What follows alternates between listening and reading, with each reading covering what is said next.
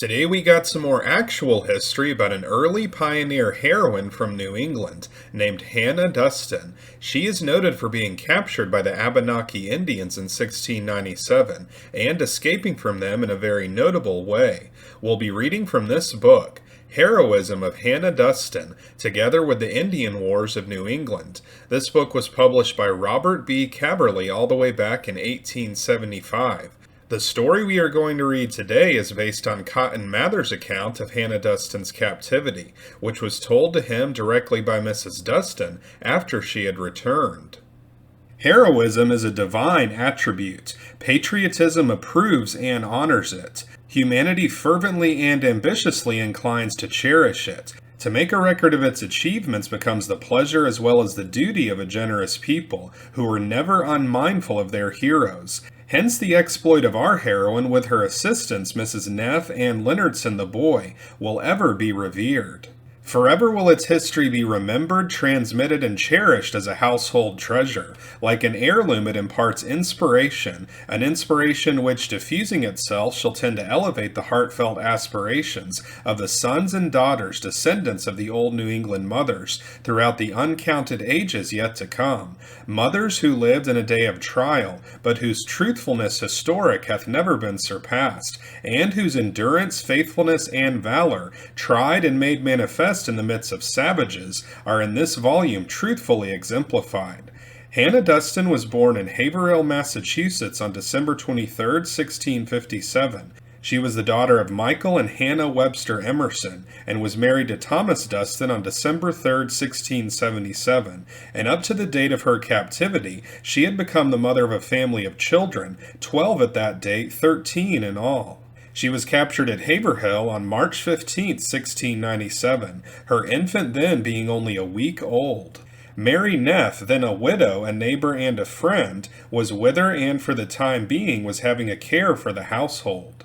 The tribes throughout New England, as appears, had for several years prior to this attack beset the English settlements by trespassing upon their cornfields, killing their cattle, taking and carrying away captives, and daily and nightly murdering the inhabitants, burning down their barns, their lonely cots, and their infant villages. Always in their depredations upon the pilgrim settlers, they had been cunning, ferocious, coy, and cruel. Previous to this Duston massacre, they had taken at Worcester, Massachusetts, Samuel Leonardson, a youth of some 14 summers, and had him along with them among their captives. At Haverhill on that 15th day of March, 1697, according to the tactics of Indian warfare, they divided their tribes into small parties, and made the attack all around the town, everywhere very nearly at the same moment, so that on that day, and in that little inland rural village, they took and carried away 13 captives, burned down 9 dwelling houses, and killed 27 of its inhabitants,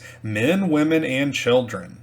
The individuals then and there killed were John Keyser, his father, and his son, George, John Kimball and his mother, Hannah, Sarah Eastman, Thomas Eaton, Thomas Emerson, his wife Elizabeth, and 2 children, Timothy and Sarah, Daniel Bradley, his wife Hannah, and 2 children, Mary and Hannah, Martha Dow, daughter of Stephen Dow, Joseph, Martha, and Sarah Bradley, children of Joseph Bradley, Thomas and Mehitable Kingsbury, Thomas Wood and his daughter Susanna, John Woodman and his daughter Susanna, Zechariah White, and Martha, the infant daughter of Mrs. Duston. Mrs. Duston's house stood not far from the left bank of the Merrimack River, on the north side of the road, about 1.5 miles from that little hamlet, now the city of Haverhill, populous, opulent, and thriving. On that day, Thomas Duston, the husband, was in some way startled in his field at the approach of Indians. He seized his gun, mounted his horse, and driving his children before him, 7 in number, ages from 2 to 17 years, all escaped. It has been said that guns were fired at him and that he returned the shots, but this statement is beclouded with at least some doubt. It is, however, said, and perhaps correctly, that the Indians did not pursue him far, for fear of the English, and that he with the children took shelter in an old house, supposed to have been used occasionally as a garrison. In the meantime, the Indians at the homestead had seized Mrs. Duston, Mary Neff, and the infant, forced the child from Mary's arms, and killed it against an apple tree, and, pillaging and setting fire to the dwelling house, drove their captives away into the wilderness. A wilderness then dense, dark, pathless, and thorny, in the confusion Mrs. Duston having but one shoe to her feet.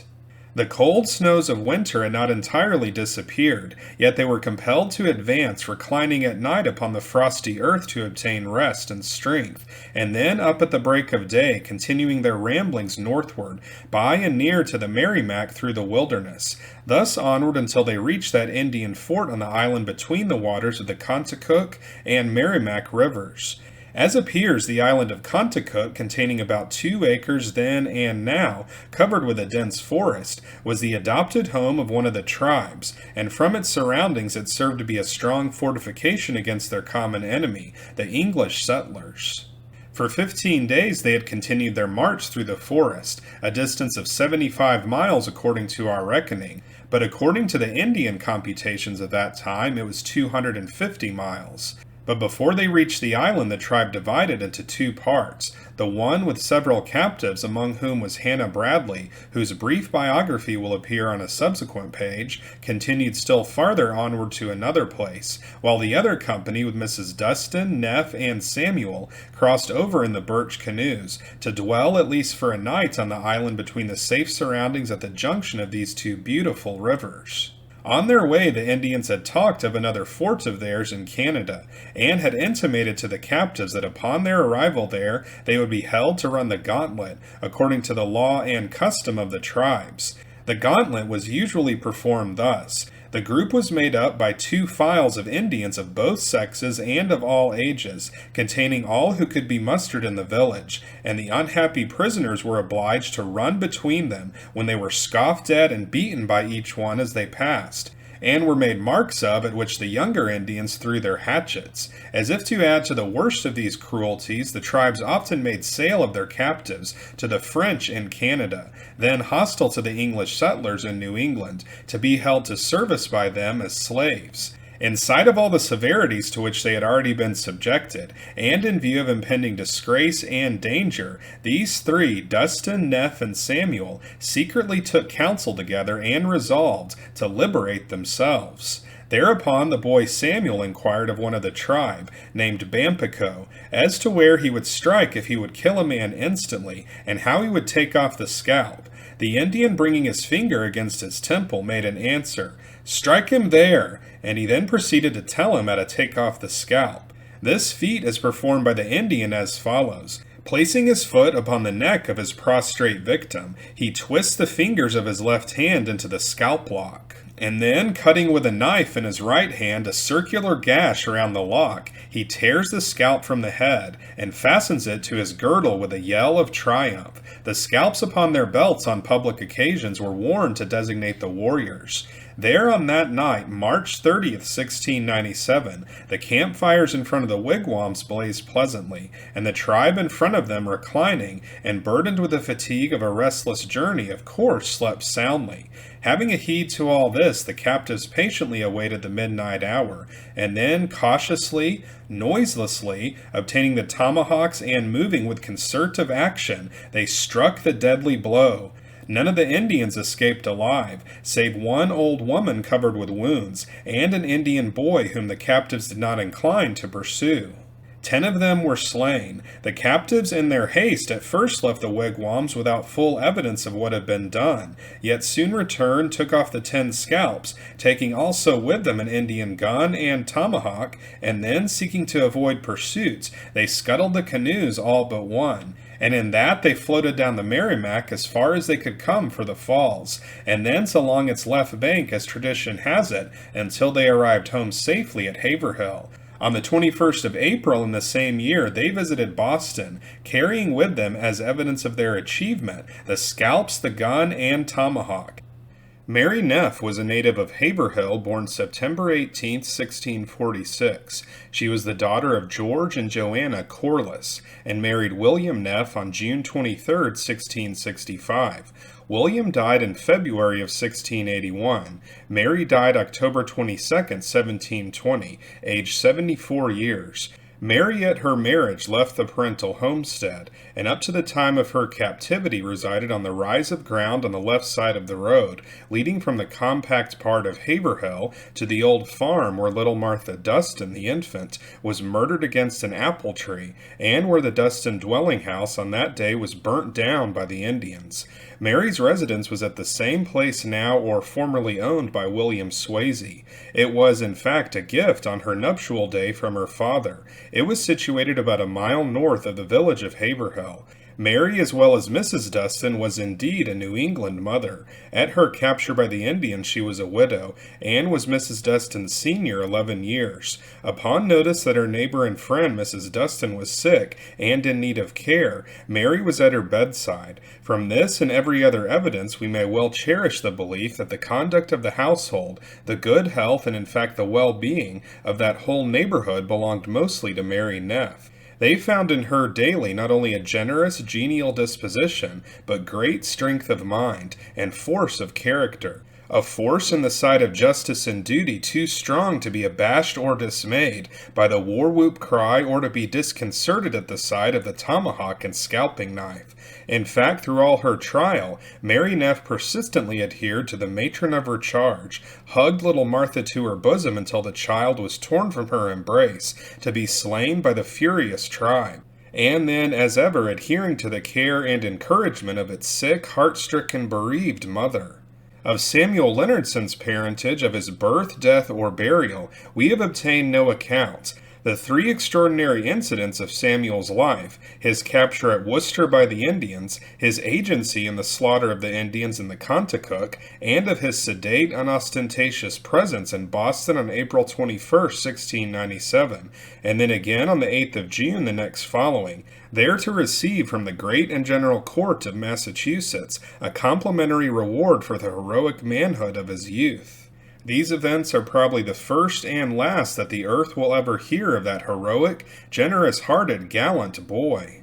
The account herein given of the war and blood at Haverhill, and of the slaughter of the tribe in the Contoocook, well known of tradition and general history, was carefully written down by that celebrated and historian divine Cotton Mather, from the lips of Duston, Neff, and Leonardson, who were then in Boston while they were receiving the plaudits of that afflicted generation of English settlers, and while they still held in their hands the sanguine trophies of their world-renowned victory.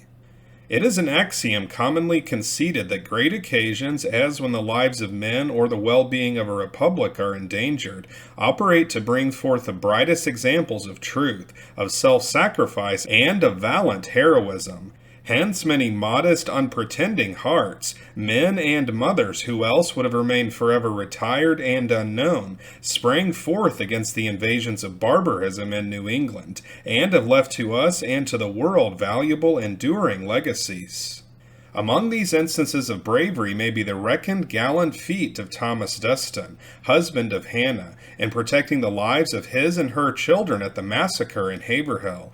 This hero, as is supposed, emigrated from a family at Dover, New Hampshire, where it is said there were many of that name. At Haverhill he seemed to have been a man of considerable note and influence. He was a constable, a maker of bricks, and also of almanacs on rainy days, as they say, and was the keeper of a garrison at his new brick house, his headquarters at the homestead having been consumed. His sagacious effort in saving his 7 children from the cruel grasp of Indians on that terrible day when his little Martha was slain, his house burnt to ashes, and his wife carried away captive, was indeed praiseworthy. It has been poeticized by Mrs. S.J. Hale. Her poetry runs thus: The Father's Choice. Now fly as flies the rushing wind, urge, urge thy rushing steed, the savage yell is fierce behind, and life is on thy speed. And from those dear ones make thy choice. The group he wildly eyed,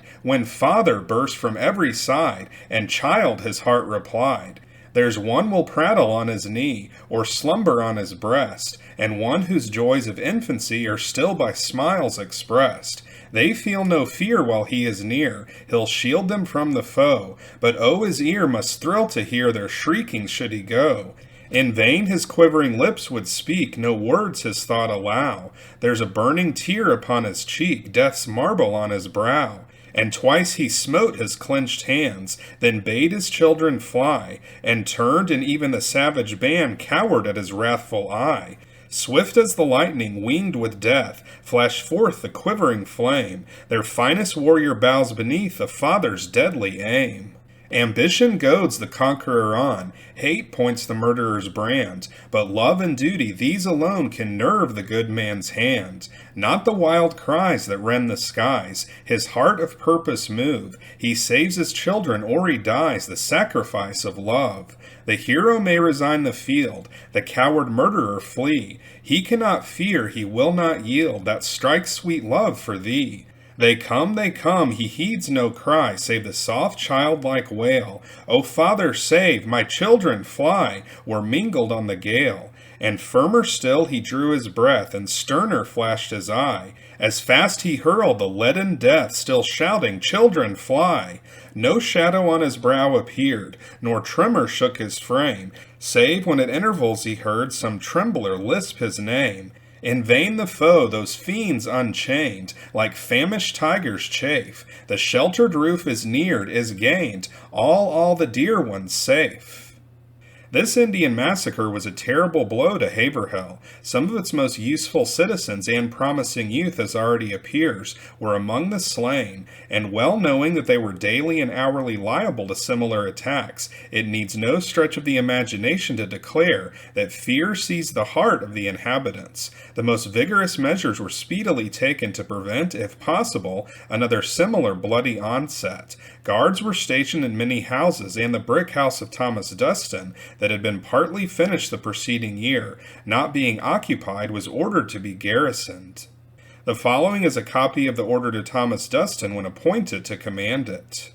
To Thomas Duston upon the settlement of garrisons, April 5th, 1697, you being appointed master of the garrison at your house, you are hereby in His Majesty's name required to see that a good watch is kept over it, both by night and by day, by those persons hereafter named, who are to be under your command and inspection in building or repairing your garrison. And if any person refuse or neglect their duty, you are accordingly required to make return of the same under your hand to the Committee of Militia in Haverhill. The persons appointed are as followeth: Josiah Heath Sr., Josiah Heath Jr., Joseph Bradley, John Heath, Joseph Kingsbury, and Thomas Kingsbury. By order of the Committee of Militia, Samuel Eyre, Captain.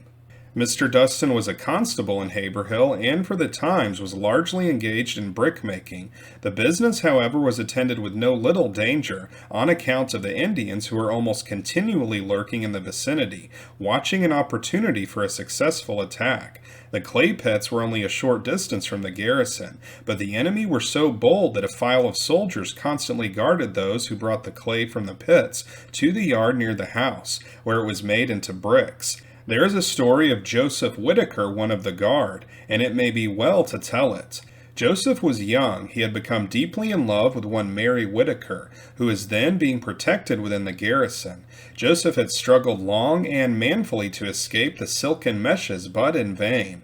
At last, summoning all of his courage, he improved a favorable opportunity to make a declaration of his passion and purpose. But most unfortunate Joseph, Mary did not heed him. He pleaded, he entreated, he implored, but all to no purpose. Mary declared most emphatically that she would not have Joe Whitaker. Thereupon his blood was up. He told her that unless she accepted his offer, he would jump into the well. But Mary avowed that she would not. Joe hastened from the garrison, seized a log that lay nearby, and plunged it into the dark, deep waters. Mary heard the plunge, and her heart relented. Remembering her love, and with her hair streaming in the night wind, she rushed to the well, crying in the agony of her heart, "O Joseph, Joseph, if you are in the land of the living, I will have you."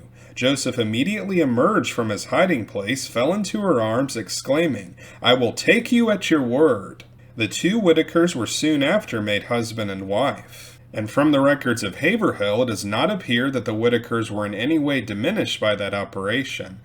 On the 21st of April, after a little rest from the fatigue of her wearisome captivity, Mrs. Duston, with her husband and two captive companions, were in Boston. Cotton Mather then and there wrote from their own account of it the entire outlines of the tragedy, while the 10 scalps, the gun, and the tomahawk were still there as witnesses also to the truthfulness of the narrative. Thomas Duston at the same time presented to the General Assembly then in session a petition as follows.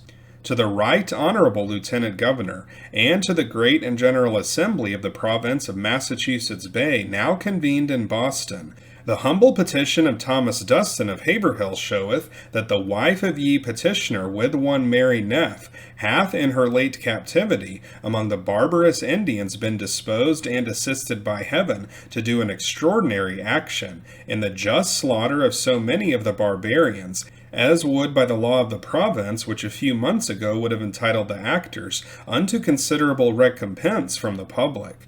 That though the want of that good law warrants no claim to any such consideration from the public, yet your petitioner humbly notes that the merit of the action still remains the same, and it seems a matter of universal desire through the whole province that it should not pass unrecompensed, and that your petitioner, having lost his estate in that calamity, wherein his wife was carried away into her captivity, render him the fitter object for what consideration the public bounty shall judge proper for what hath been done, of some consequence not only unto the persons more immediately delivered, but also unto the general interest. Wherefore, humbly requesting a favorable regard on this occasion, your petitioner shall pray, etc., Thomas Duston.